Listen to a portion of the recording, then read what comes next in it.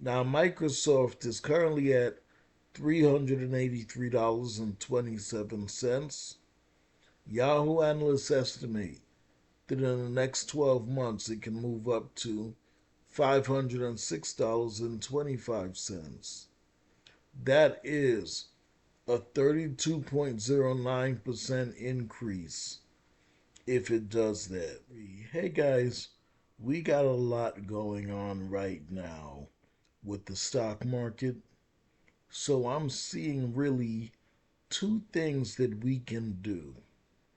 One thing, and I mentioned this in a previous video, is that instead of buying stocks as they're moving up, we could be placing puts.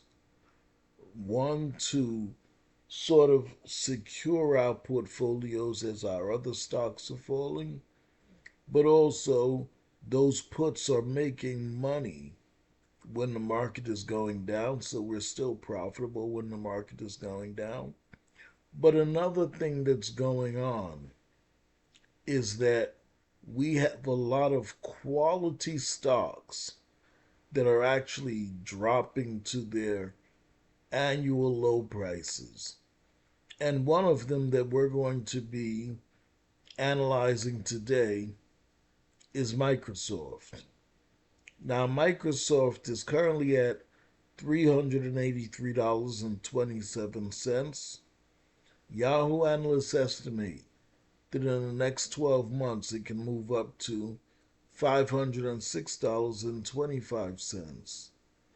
That is a 32.09% increase if it does that.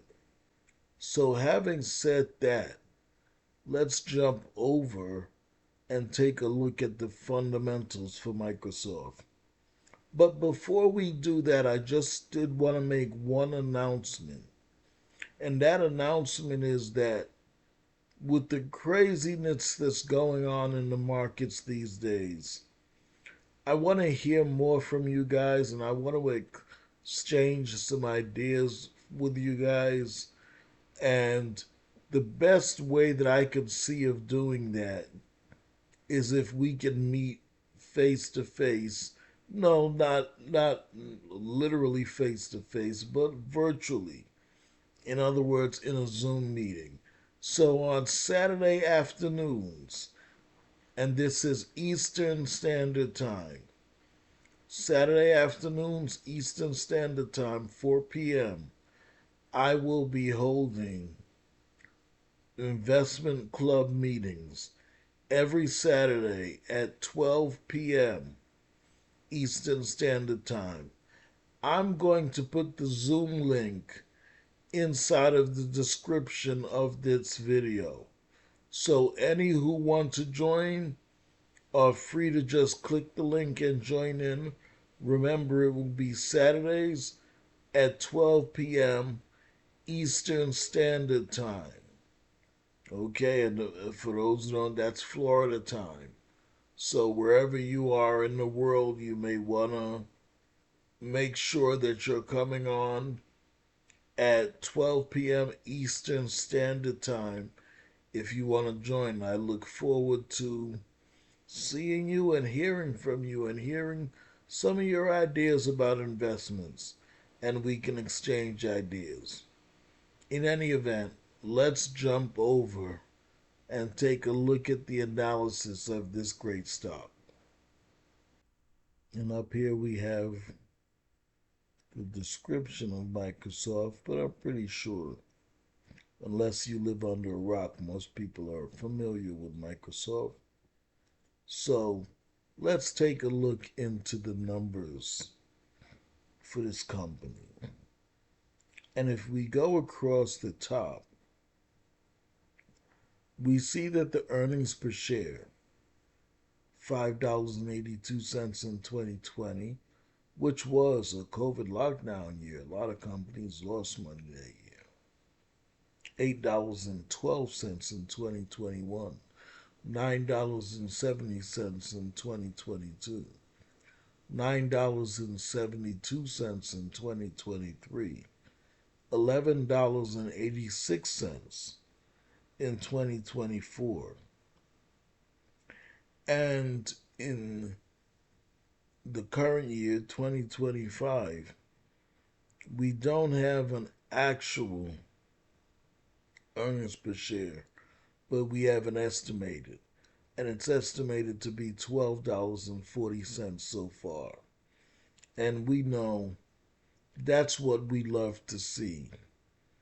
A company where the earnings per share is growing every year, which can potentially mean, we'll know for sure when we check the income statement, but which can potentially mean that the company is making more and more money every single year, or profit every single year.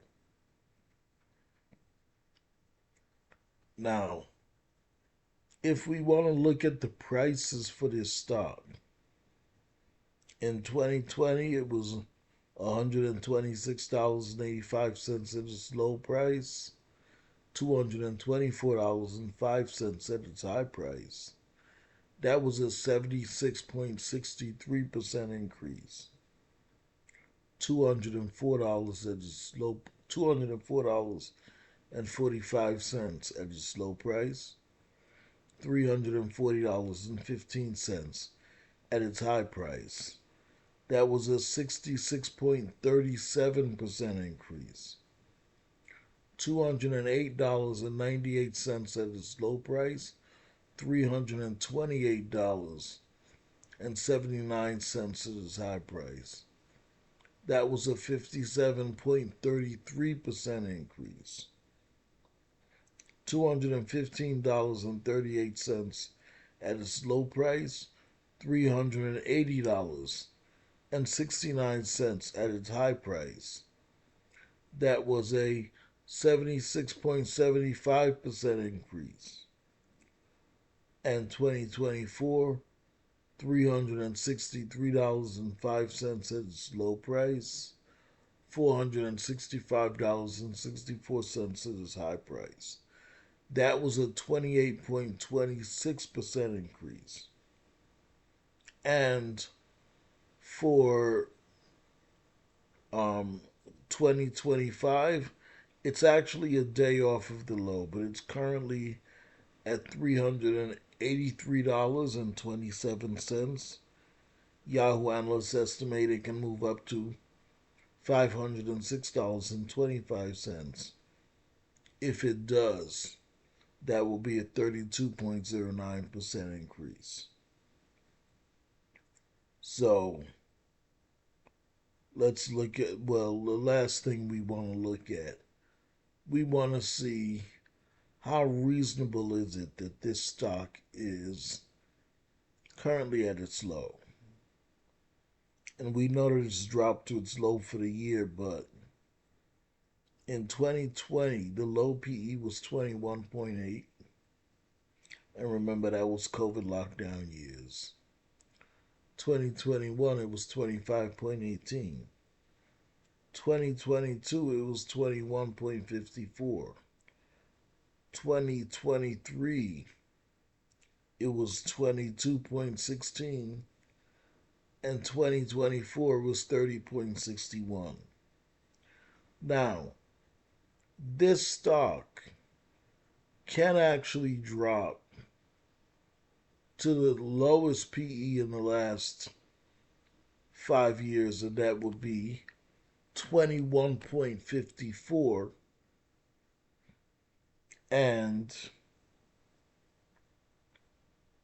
if it were to drop to 21.54, working on my calculator here, if it were to drop to 21.54,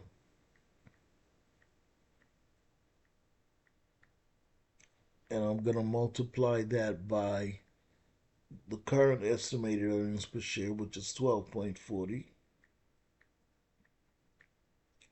that would be $267.09. So probabilities are that it will not drop below the last 5 years PE, which would bring it to $267.09 a share at its lowest.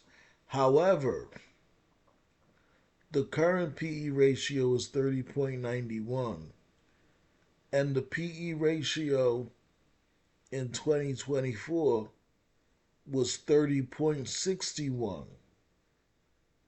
That was the low PE ratio.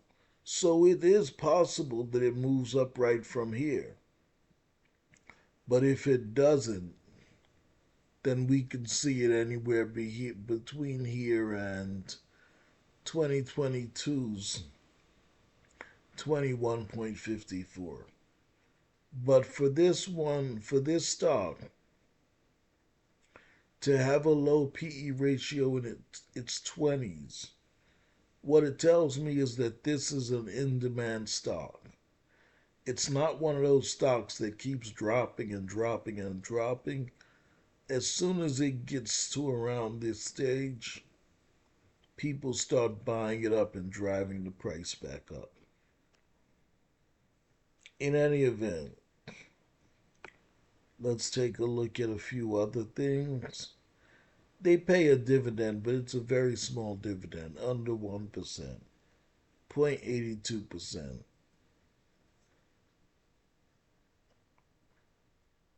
And we already spoke about the PE ratio.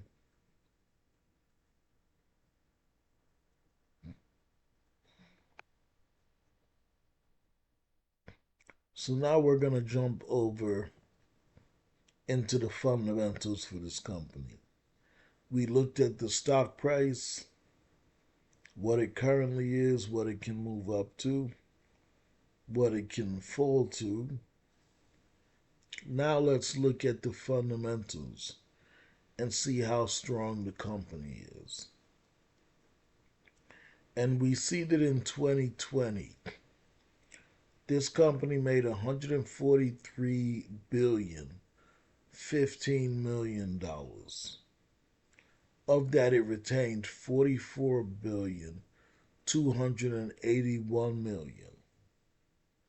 And that was a 30.96% profit margin. So even though it was COVID lockdowns, they were still making money. Maybe people couldn't come into the office. They needed to work from home, but they still needed tools to work on. And another thing I've noticed about Microsoft, because I would use Microsoft for years when I was working in the office, and it would cost so much to buy Microsoft Office or to buy their individual products like Word, Excel, PowerPoint. But in recent years, I've noticed them moving away from selling their software outright and more so towards subscription. You pay every year to be able to get their products. So now they're moving more so towards residual income, which keeps steady income coming in for them.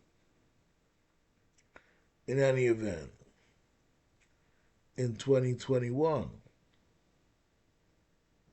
they increased in overall sales revenue as well as profit margin. They made $168 billion, $88 million that year. And of that, they retained $61 billion, $271 million after paying all expenses. That was a 36.45% profit margin. In 2022, they made $198 billion, $270 million in overall sales and revenue. Of that, they retained $72 billion, $738 million. That was a 36.69% profit margin. In 2023, they made $211 billion, $915 million in sales and revenue. Of that, they retained 72,361,000,000 after paying all expenses. That was a 34.15% profit margin. And in 2024, they made 245,122,000,000. Of that, they retained 88,136,000,000 after paying all expenses. That was a 35.96% profit margin. Now, when we see a company getting profit margins of 10%, that's what I would call okay or decent. When we see a company getting profit margins above 20%, I start to get excited then. I would consider that pretty good. We're seeing profit margins above 30%. I would say that's real good. That's impressive. So let's go down to our balance sheet section and look at their return on equity and their debt to equity.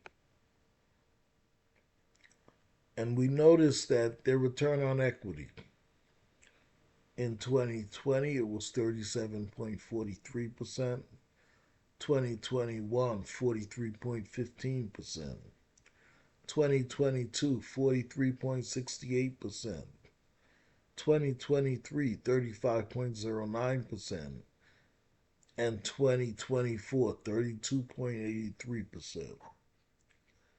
The same rules I applied to the return on equity, I applied to the profit margin, I applied to the return on equity. So I would say their numbers for the return on equity are impressive as well.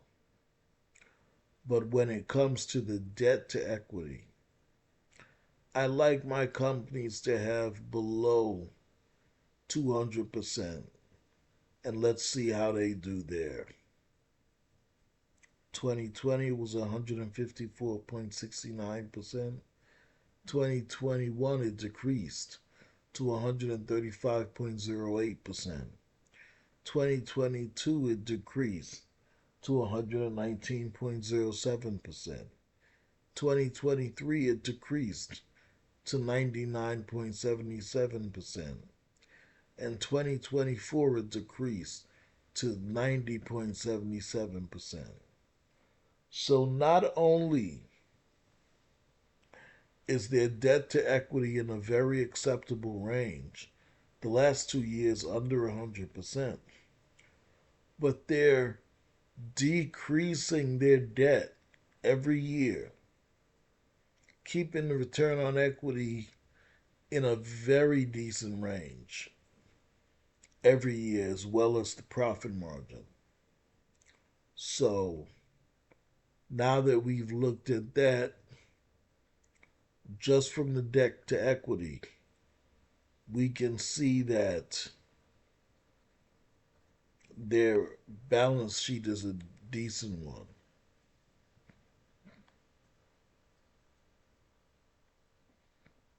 I only see the current liabilities doubling the current assets. Sorry, I only see the current assets doubling the current liabilities in what? Around 2 years, maybe 3 years. No, around 2 years. But it's still decent. They have a pretty decent balance sheet. So we can jump down to the dividends. And we already saw the percentage dividend. It was very small. But we'll take a look at how much they're paying out. In 2020, they paid out 15,137,000,000 in dividends. 2021, they paid out 16,521,000,000. 2022, 18,135,000,000. 2023, 19,800,000,000. And 2024, 21,771,000,000. Now,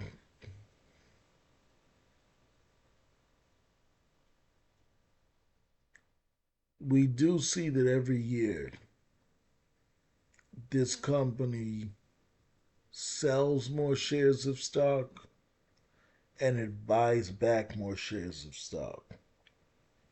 But if it's doing both, the one thing we want to see is that they buy back a lot more shares than they sell. I'm not necessarily concerned about the book value of a company as long as it's not negative if they're buying back more shares. As investors, we don't like to see companies that are constantly selling more shares, using shares of their company like an ATM machine. But we want to see them buying back more shares. And they've done this. In 2020, they sold 1.3 billion more shares, but they bought back 22.9 billion. In 2021, they sold 1.6 billion. They bought back 27.3 billion. 2022, they sold 1.8 billion, but they bought back 32.6 billion. 2023, they sold 1.8 billion, but they bought back 22.2 billion. And in 2024, they sold 2 billion, but they bought back 17.2 billion. So they're buying back a lot more shares than they're selling, which we like to see. Now, as far as free cash flow, I'm not overly concerned about that. But the one thing I like to see with free cash flow is if it's a company that pays a dividend, after they pay that dividend, since the dividend comes from the free cash flow, do they still have money left over? Because if that's a negative number, that tells you that they can't really afford to pay you the dividend that they're paying you. But if it's a positive number, they have enough. Well, in 2020, after selling or paying the dividend, they still had 30 billion. 2021, 39 billion. 2022, 47 billion. 2023, 39 billion. And 2024, 52 billion. So they can afford to pay you the dividend, even though it's a small dividend. Now, this company, they have an ex dividend date which has already passed of February 20th. And the dividend date, which we're coming up on now, is actually March 13th of 2025. So it's too late to get this dividend because the dividend was already passed. This company has 0.06% inside investors. That means people who work for the company. Now, that sounds like a very small number, but that's 0.06% of 7,433,980,000. So it's not as small as it sounds. And institutional investors, that is professional investors and those who work for banks and so forth, 74.39%. Now, Mr. Satya Nadella, born 1967, is the chairman and CEO of Microsoft Corporation. And he succeeded Steve Ballmer in 2014 as the CEO. And Microsoft Corporation is in the software infrastructure industry technology sector. So that is my analysis on Microsoft Corporation. And as we go through this time of adversity in the stock market, as other good opportunities come up, I'll be making you aware of them and dropping stock analysis for you. In any event, have a good night, and I look forward to speaking to you in the next video.